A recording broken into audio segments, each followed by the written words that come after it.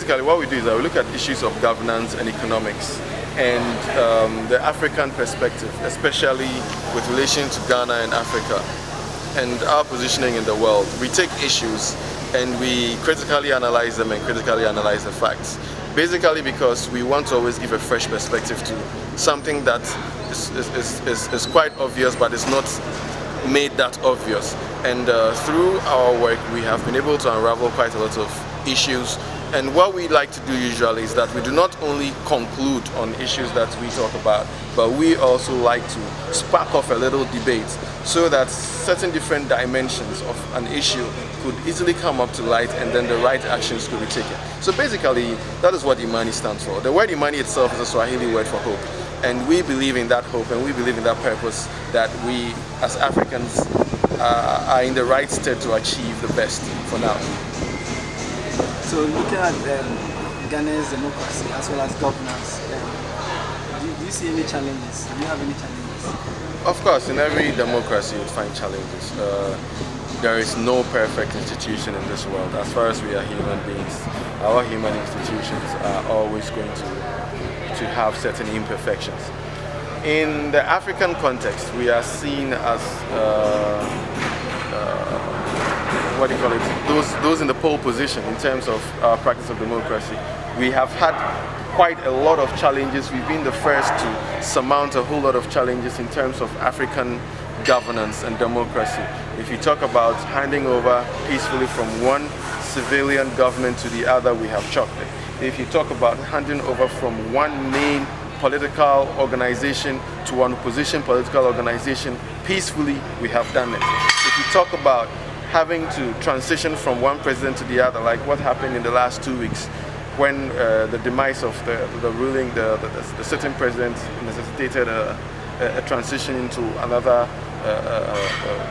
vice president. We have done it. We have done all those in a quite peaceable, seamless manner.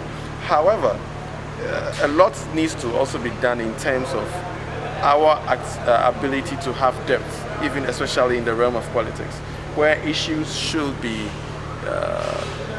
approached not with a prejudiced point of view, but with an objective point of view. What is lacking in our democracy is an ability to be clearly objective without sounding sycophantic, because then usually there are so many vested interests, and IMANI has always been the center of such controversy because at certain times we happen to speak on the side of the opposition, at other times we happen to speak on the side of the government. And what we have done is that we have built our brand as a credible brand because we do not seek to satisfy any political grouping or the other. We seek to satisfy our ideals, our vision, our objectives, and we seek to satisfy the objectives of the aspirations of the ordinary man on the street in looking to see that the people that they have elected into positions of responsibility to serve the people are actually discharging their duties. Because what we see is that politicians mostly see themselves as people who should be served, people who should be acknowledged, people who should be put on a certain pedestal. Whereas it is they who should rather put us on that pedestal. It should be vice versa and not the status quo as it exists right now. So our problem as IMANI is that we want to push that enlightenment forward, that the politicians have a duty to us. We do not have a duty to them, and we need to hold them accountable for every single decision they make in the public interest. And that is what IMANI has been seeking to do all this while. Whilst we may divert into a lot of technical issues and go and do a lot of deep research and digging, the whole objective is that people understand that, hey, this is what needs to be done to move our nation forward, and we need to hold those who have to do it accountable. Yeah, so from your answers, I can see that one of the key traits that we need in our democracy is transparency. Yes. And linking that up to the unfortunate demise of our former president. What's your take on this new line of thinking that health issues of our head of state or of candidates should be a political matter? It is still a mixture of personal privacy vis-a-vis the public interest. To the extent that all of us would not probably have a clean bill of health, we would want to be keeping certain things confidential. Then also to another extent, it's about expediency. And when I say expediency, is it practical that, for example, if you have high blood pressure, you should hold a certain position? Sure, you can. If you can discharge your duties all well and fine without it endangering your health, then that's so be it. If the right medical attention is there to have a balance between your health situation and your ability to discharge your duties, fair enough. The ex-president, for instance, as it appears now, it looks like he had he was advanced in the ailment that he was suffering from.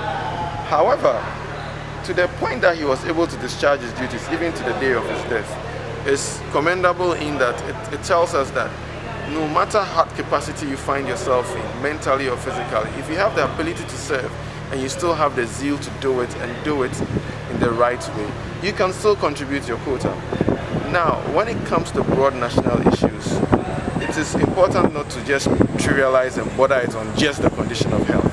There have been other situations where there have been people who have been ruling and they've been undergone chemotherapy for months but still have come back to discharge their duties.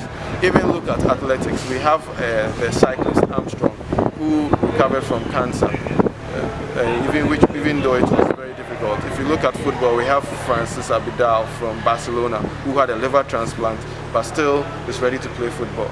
So the health shouldn't be the main issue. The main issue is, can the person offer the right leadership and the right stewardship that is going to drive the nation in the right direction? For me, that is the paramount issue. Transparency is important because, of course, we also need to know and understand that from this perspective, okay, if this person is incapacitated in this form or the other, then we should not expect 100% output, maybe an 80% output, till the time that he is able to fully discharge. But then the balance is that nobody should hold the nation to ransom by saying that until I get well, nobody should come and replace me. That should not be the issue. So I think it's a matter of consensus that we all should build. And this is, as I said, this is a very touchy area. So as we move forward, we are going to look at the lessons that have been learned from this current situation to advise ourselves for future situations. I think that is the best way to go. But evidently, transparency is key. Once there is transparency, we all know what to anticipate as a nation. And it can even go a long way to stabilizing some of the issues in our economy, because the level of uncertainty can also cause certain shifts in the economic realm. So broadly, do you see any role for social media in ensuring that there's transparency and open governance? There is a very big role that social media plays. We should recognize the fact that right now in Ghana, you have at least 2 million people connected to some form of social media or the other. Whether it be through Facebook, Twitter, whether it be through text messaging, WhatsApp, BlackBerry messaging, Flickr, Instagram, you name it.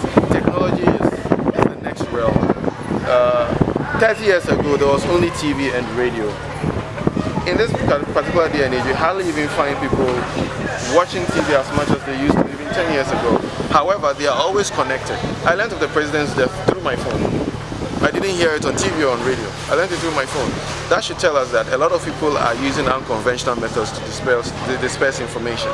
So if these unconventional methods of yesterday are the conventional methods of today, and social media is the platform under which it runs, we must recognize that social media is probably the next driver of the next driver or the next campaign platform that the future elections are going to run on. And therefore, any politician or any political group that sees social media as a tool to spread their message across will tend to have an edge over the others that do not recognize that. And back to the issue of the former president, do you think that will have any impact on the elections? What do you see?